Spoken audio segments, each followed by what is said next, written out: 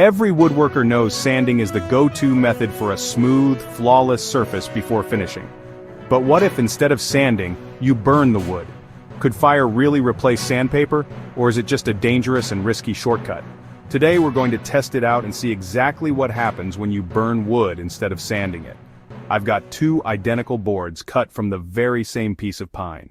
For our control board, I'll go through the usual sanding process with a random orbital sander, moving methodically from a coarse 80 grit up to a fine 220 grit. On the other, I'll use a propane torch to lightly char the surface. This is a modern take on the ancient Japanese Shou Sugi band method, which traditionally preserves wood. Then, we'll compare how each board looks, feels, and reacts to different finishes. The first thing you notice with burning is that the surface changes instantly. The intense heat from the torch vaporizes small surface fibers and softens rough spots, creating a uniquely dark and beautifully textured effect that highlights the grain. Visually it looks striking, but is it smooth enough to replace sanding?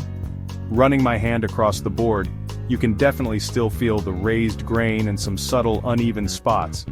Unlike sanding, burning doesn't truly level the surface. It follows the existing topography and simply scorches it. Now for the finish, we'll start with stain. On the properly prepared sanded board, the stain absorbs uniformly, beautifully enhancing the natural wood grain and providing a clean, predictable result. On the burned board, however, the results are dramatically different. The charred areas actively resist the stain, while the lighter spots absorb it readily.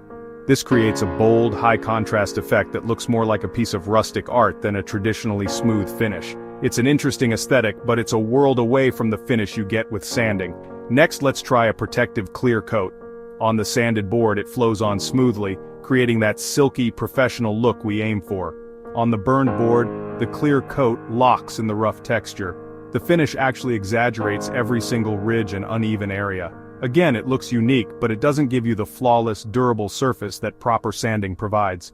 One crucial factor is long-term durability. Burning seals the surface fibers, but it doesn't remove underlying scratches or imperfections. Over time, this means finishes may peel or wear unevenly on burned wood, especially in high-contact areas. Sanding, on the other hand, creates a uniform surface that allows finishes to adhere stronger and last significantly longer. So, can burning replace sanding? The answer is a definitive no. Burning is not a substitute for sanding because they serve fundamentally different purposes. But burning does have its place in woodworking. It's a fantastic decorative technique for a rustic or dramatic look. When paired with light sanding, you can create stunning, high-contrast textures that are impossible to achieve otherwise. However, if your goal is a flawlessly smooth, professional finish that's ready for stain or oil, sanding is absolutely necessary to properly prepare the surface. The takeaway is simple. Think of burning as an artistic tool for adding flair, but remember that sanding is the foundation of a truly great finish. Combine the two techniques thoughtfully, and you can get the best of both worlds.